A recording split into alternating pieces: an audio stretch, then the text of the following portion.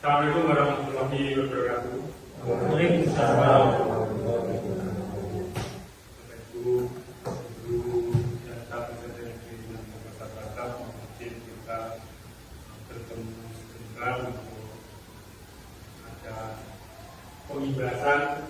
Jadi pembahasan ini kajian ketika saya mengikuti diklat di BPK, yaitu pelatihan pendukung program prioritas nasional tahap 2.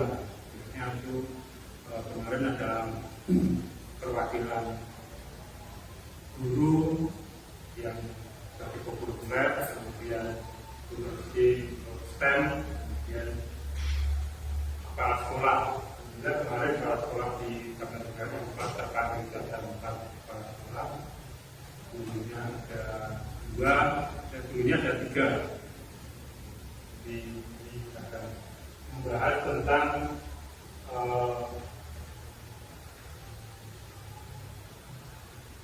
jadi kita kemarin waktu di BPK mendapat materi tentang pembelajaran mendalam. Jadi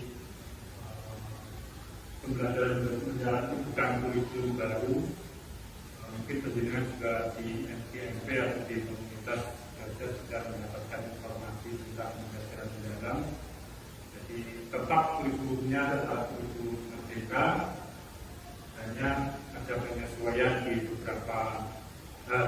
Kalau kemarin pendekatan kurikulum merdeka itu kan alurnya, kalau yang dari kurikulum berat dan seterusnya itu menggunakan alur merdeka, dari diri, kemudian elaborasi, kemudian ruang kolaborasi dan seterusnya sampai aksi nyata. Kalau di urutan kegiatan pembelajaran dan dengan alur merdeka. Ini kita nanti belajar tentang pembelajaran mendalam. Apa itu pembelajaran mendalam?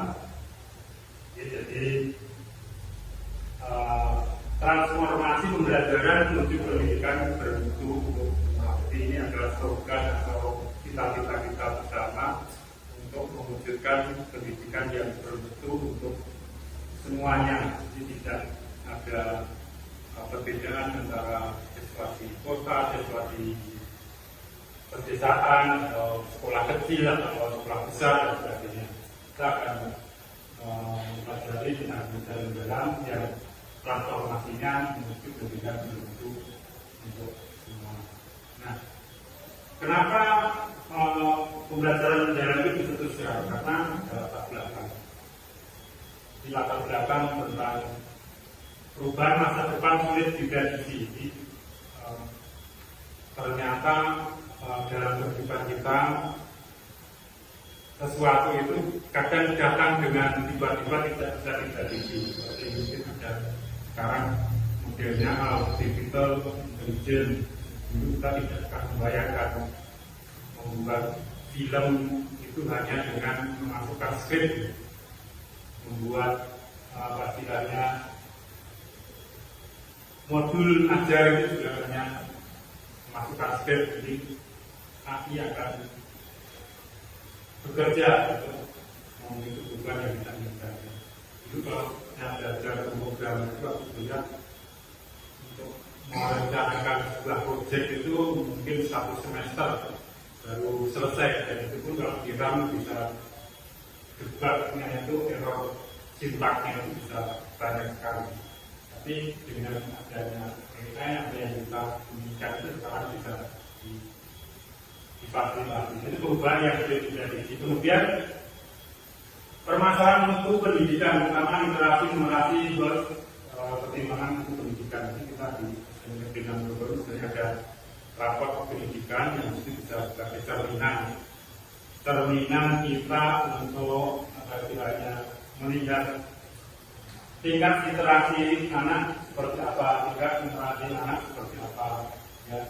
Kemudian kemarin di rapor pendidikan kita terutama yang kualitas pembelajaran yang rendah. Jadi semoga nanti kita dengan adanya pembelajaran mendalam ini bisa berinovasi untuk mengatasi permasalahan pembelajaran yang masih rendah. Literasi dan melatih sudah mencapai hijau sebenarnya, tapi ternyata turun dari persentase dari tahun kemarin. Makanya kita di tahun ini tidak mendapatkan bonus kinerja karena memang nilainya kita itu turun dibanding dengan tahun kemarin. Jadi mohon nanti pertimbangan untuk pendidikan bisa kita atasi dengan kita bersungguh-sungguh memfasilitasi anak-anak juga bisa belajar sesuai dengan cara pengajaran. Bonus demografi 2035 dan visi Indonesia Emas 2045. Bonus demografi itu lonjakan penduduk yang usia produktif. Jadi di 2035 usia produktif di penduduk Indonesia itu mencapai puncaknya.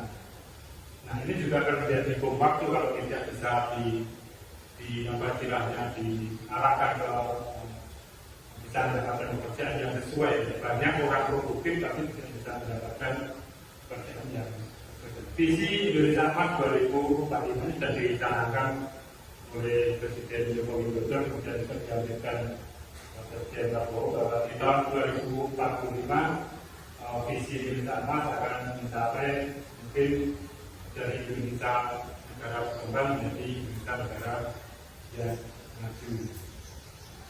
Kompetensi di masa depan, kompetensinya supaya anak-anak itu di masa depan bisa bersaing dengan anak lain.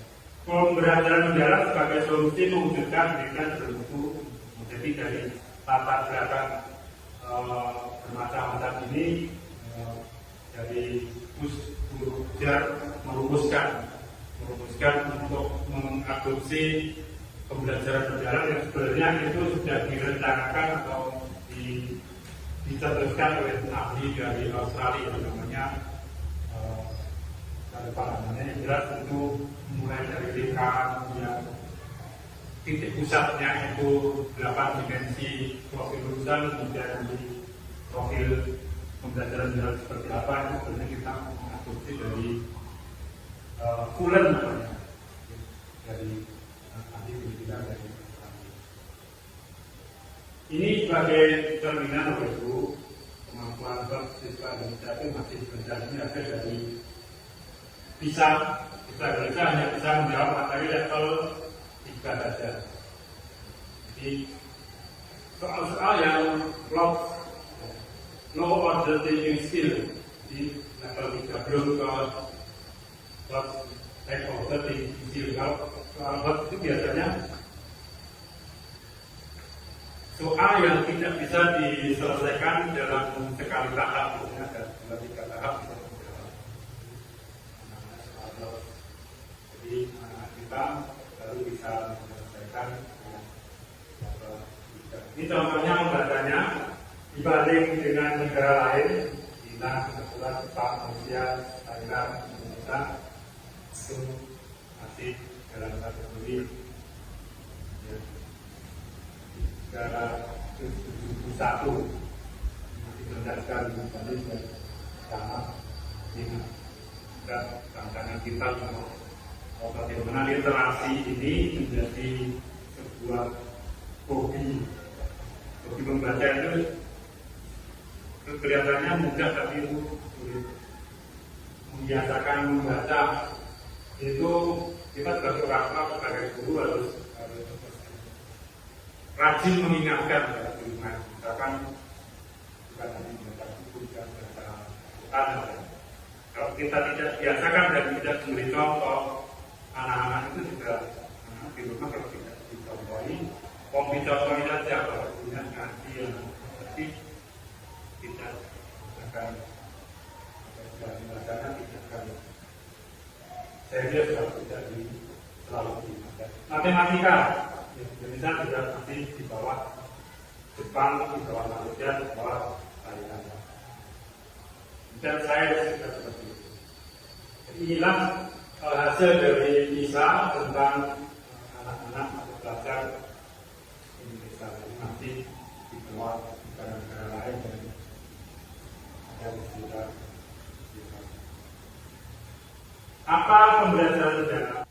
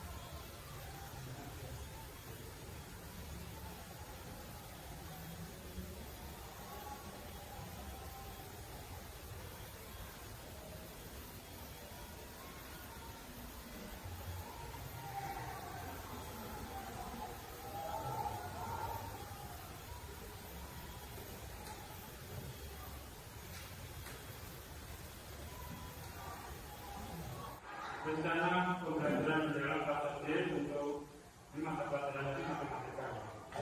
Keuangan sehat dengan cerdas dan literasi finansial.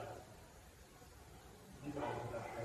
Nanti di kemudian di semester depan harus disesuaikan dengan model yang ini. Harus disesuaikan dengan model yang targetnya di rencana pembelajaran. Jadi identitasnya dari kelas, materi pertemuannya berapa kali, dedikasi, dimensi profil lulusan ini ada 8 tadi ya. Ada 8 ambil yang sesuai atau yang masuk dengan materi itu. Terus 8-8-nya dimasukkan yang sesuai saja. Kemudian lintas disiplin ilmu. Matematika itu dengan materi ini nyambung dengan disiplin ilmu apa? Kalau materi yang terjadi kan nyambung ke pendidikan ekonomi. Jadi dia nanti juga mengelaborasi materi itu di disiplin ilmunya, lintas disiplin ilmunya nyambung ke materi apa. Murid dalam pemahaman konsepnya, murid memahami upaya masyarakat dalam kebutuhannya. Dan tujuan pembelajaran ini kan sudah jelas. Nah, ini tadi 4 kerangka tadi dimasukkan. Jadi praktik pedagogis. Pembelajaran diawali dengan pemecahan masalah berbasis kelompok dan diskusi terhadap. Kemudian kemitraan pembelajaran bisa karyawan dan yang menyediakan maklumat dan pembelajaran tentang itu dapat melalui lingkungan virtual. Kalau kita punya relasi, Mas, kamu bisa virtual, bisa bertemu anak-anak. Tapi kalau tidak mempunyai relasi dengan kemitraan yang lain, itu kemitraan dengan sesama kita sudah ada apa? Di guru bebas, di guru matematika, guru komputer. Jadi harus mungkin pelajaran ini harus guru sendiri bisa bermitra dengan sesama guru. Lingkungan pembelajaran memberikan kesempatan pada murid untuk berpartisipasi dan pemanfaatan digitalnya ini dari YouTube, kemudian bisa Operation, kemudian YouTube atau apa yang terkait dengan digital kita pilih. Kemudian baru pertemuan pertama seperti langkah-langkah pembelajaran biasa gitu. Belum menyampaikan pembelajaran. Nah, sekarang mulai dari memahami kemudian mengaplikasi dan merefleksinya juga dimasukkan dalam langkah-langkah dan memahami kesadaran dan bermakna yang terkait dengan memahami materi itu tadi.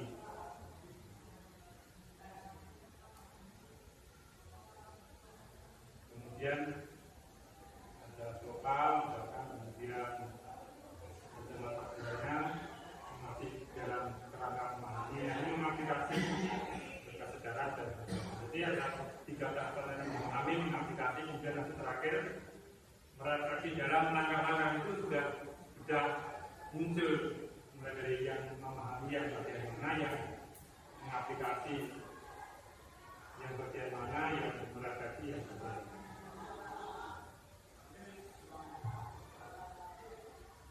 Yang mengaplikasi itu yang langkah nyata dikerjakan anak dalam kegiatan belajar. Dan yang meredaksikan bisa terjadi template-nya seperti ini. Langkah-langkah belajar dalam memahami, mengaplikasi dan beradaptasi. Sampai terakhir ada sama kalau inti dari RTP sebenarnya kan mulai identitas, kemudian tujuan pembelajaran, langkah-langkah pembelajaran dan asesmen. Jadi ada 4 itu. Ini sudah kemudian dari kedua sarjana pembelajaran menjalan. Cuma kaitannya dengan ini supaya membedakan. Kalau dulu kan alam merdeka, merdeka M-nya mulai dari diri itu apa, langkah-langkahnya, kemudian elaborasi itu apa, mengelaborasi dengan apa. Sekarang malah mudah sebenarnya. Kalau dulu kalau merdeka itu ada berapa langkah? Banyak sekali. Kalau ini kan hanya 3 langkah. Memahami, aplikasi dan adaptasi.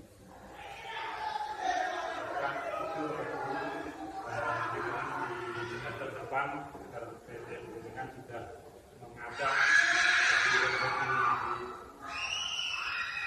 ya harus mengikuti perubahan. Oh, sekarang perubahannya dengan penerapan pembelajaran jarak dan monggo kalau ada pertanyaan bisa satu.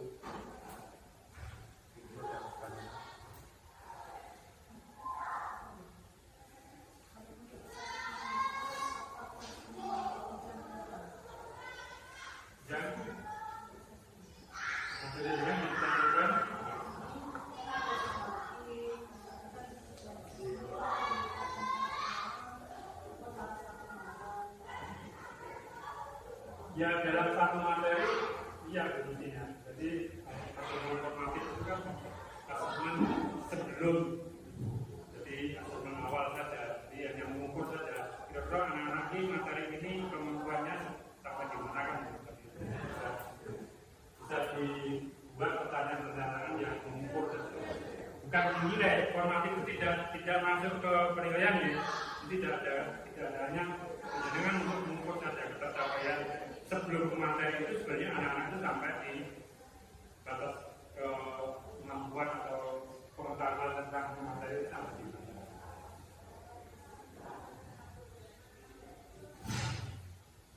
Ini masih harus informatif, tapi keyakinannya harus ada asesmen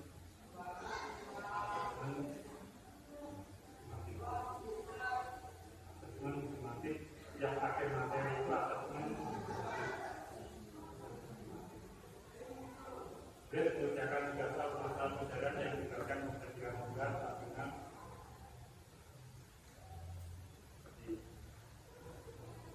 tetap uji kan walaupun tidak jadi penilaian yang formatif hanya untuk mengukur sebatas mana sejauh mana siswa itu memahami materi yang kita supaya tidak mulainya penjaringan ini kan kalau ada tadi ini kan ini mulainya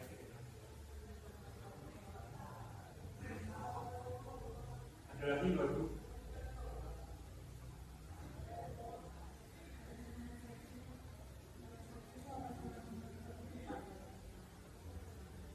di dalam lagi ini masih dalam asesmen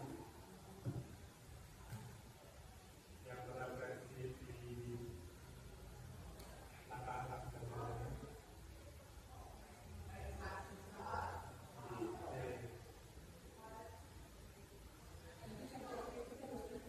di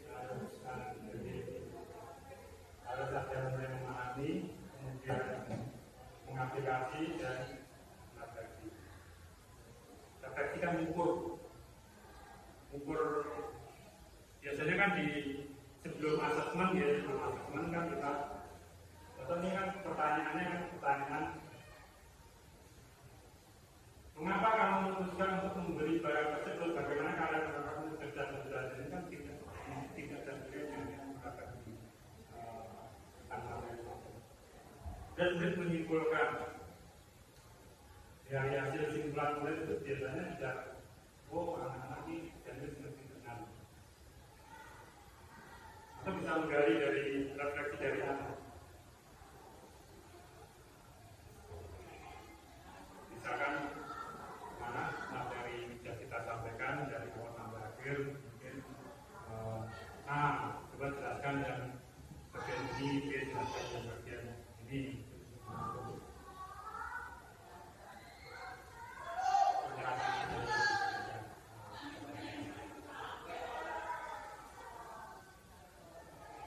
Ini bisa dilihat, bisa dibaca, ini tidak bisa ditutup. Tidak